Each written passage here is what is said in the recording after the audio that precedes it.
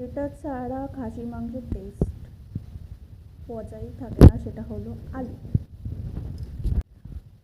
মাংস রান্নার জন্য প্রথমে পেঁয়াজ কুচি নিয়েছি, এক বাটি টক দই নিয়েছি, রসুন আদার পেস্ট, টমেটো পেস্ট, আর আমরা যেহেতু শুকনো লঙ্কা খাই না, লাল লঙ্কা, লাল যে কাঁচা লঙ্কা হয় সেটাকে বেটে নিয়েছি পরিমাণ মতো। মটন কষা তৈরি করতে একটা নতুন মশলা দেওয়ার উপকরণ তৈরি করেছি দেওয়ার জন্য। সেই উপকরণগুলো হচ্ছে দারচিনি, লবঙ্গ, এলাচ, দুটো শুকনো লঙ্কা ছিঁড়ে, খানিকটা ধনে, খানিকটা জিরে, আর অল্প কটা গোলমরিচ। এগুলো এবার শুকনো খোলায় ভেজে সেগুলো গুঁড়ো করে নিতে হবে। মশলাগুলো এবার এক এক করে কড়াইতে দিয়ে দিচ্ছি। প্রথমে দিলাম দারচিনি, তারপরে দিলাম লবঙ্গ, তারপরে দিলাম এলাচ, তারপরে দিলাম শুকনো লঙ্কা, তারপরে দিলাম ধনে, তারপরে দিলাম জিরে, তারপরে যে কটা গোলমরিচ দিয়েছিলাম সব কটা দিয়ে দিলাম শুকনো খোলায়।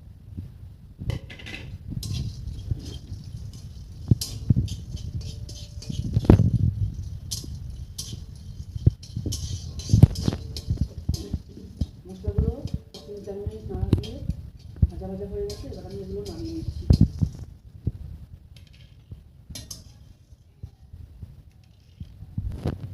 মশলাগুলো এবার প্লেটে ঢেলেছি। প্লেটে ঢালার পর এবার একটু ঠান্ডা হয়ে গেছে, বেশি ঠান্ডা হলে তো আবার হবে না, অল্প একটু ঠান্ডা হয়ে গেছে। এগুলো ঠান্ডা হয়ে গেছে, এবারে এগুলোকে মিক্সচারে দিয়ে পেস্ট করতে হবে। আগে থেকে যে মশলাটি তৈরি করে রেখেছিলাম, এখন সেই মশলাটি দই, টক দইয়ের সাথে মিশিয়ে নেব, মিশিয়ে কিছুক্ষণ রেখে দেবো।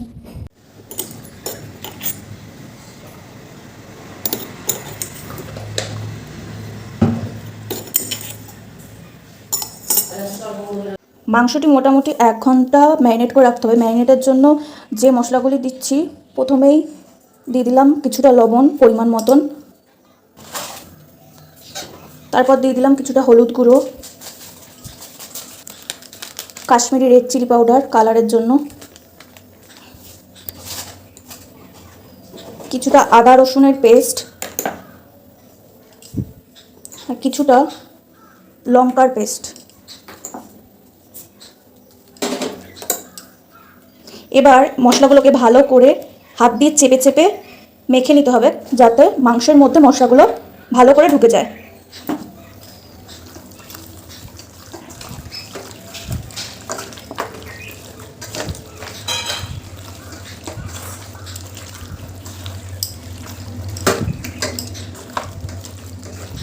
মাংসটা ভালো করে মেখে নিয়েছি। এরপর কিছুটা কাঁচা সর্ষের তেল দিয়ে দেবো।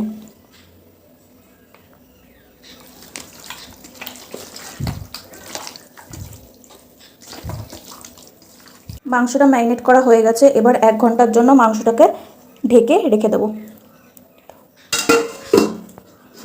প্রথমে কড়াইতে দিয়ে দেবো পরিমাণ মতন সর্ষের তেল।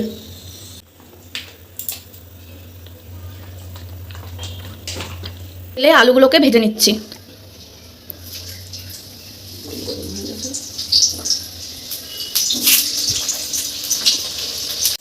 আলুগুলোর মধ্যে সামান্য নুন দিয়ে দিলাম।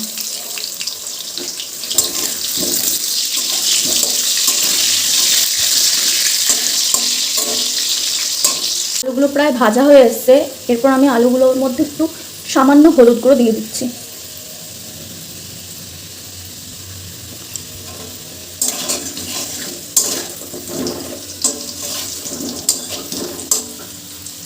একটু সামান্য ভাজা হয়ে গেলে আলুগুলোকে নামিয়ে নেব।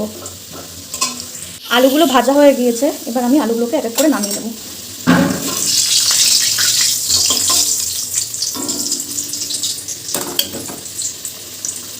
একই তেলে দুটো তেজপাতা ও কিছুটা জিরে ফোড়ন দেব।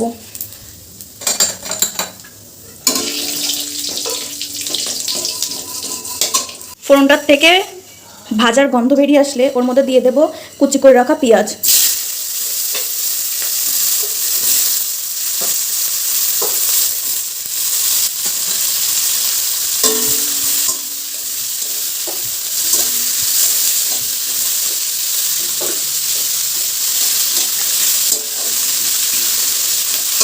পেঁয়াজটা ভাজা হয়ে গিয়েছে। এরপর এক এক করে বাটা মশলাগুলো দিয়ে দেবো। আদা রসুন বাটা,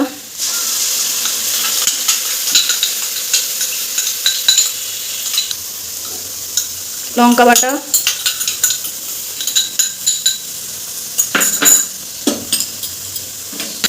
এরপরে দিচ্ছি টমেটো বাটা। আর মশলাগুলোকে একসাথে মিশিয়ে নিলাম। সামান্য হলুদ গুঁড়ো, জিরের গুঁড়ো, সামান্য ধনে গুঁড়ো দিয়ে মশলাটাকে ভালো করে কষিয়ে নিতে হবে যতক্ষণ না তেল ছেড়ে আসছে। সামান্য চিনি দেবো হালকা কালারের জন্য।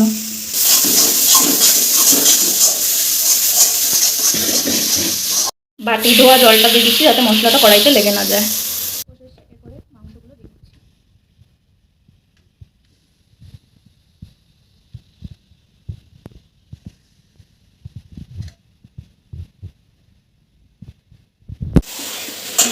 মাংসগুলিকে মশলার সাথে ভালো করে মিশিয়ে নিতে হবে।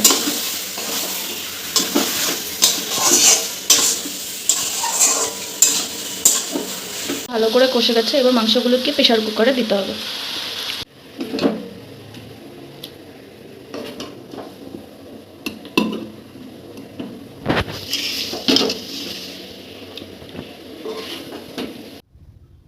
প্রেসার কুকারে দিয়ে মাংসটা কষানোর জন্য সামান্য একটু জল গরম করে নিলাম, আর গরম জলটা মাংসের মধ্যে দিয়ে দিচ্ছি। আমার মা রান্নাটি এইভাবেই করে, 2-3টে সিটি দেওয়ার পরে তারপরে আবার প্রেসার কুকারটি খুলে তার মধ্যে আলুগুলোকে দেবো এবং যে টক দই আর ভাজা মশলাটা তৈরি করে রেখেছিলাম সেটা দিয়ে নামিয়ে নেব।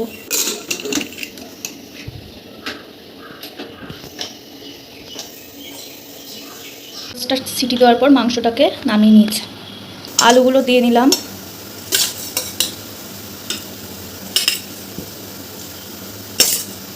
আলুগুলো দিয়ে আর ফুটানো জলটা দিয়ে আরও 2টো সিটি মেরে নেব।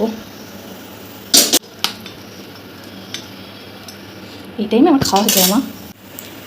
এরপরে টক দই আর ওই যে মশলাটা তৈরি করে রেখেছিলাম ওই পেস্টটা দিয়ে দিচ্ছি। এবার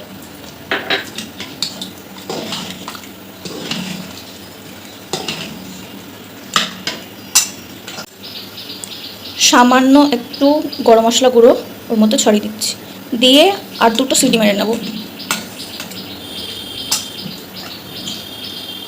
মাংসটাকে নামিয়ে নেওয়া হয়েছে, এবার আমি বাটিতে বেড়ে নেবো মাংসটাকে।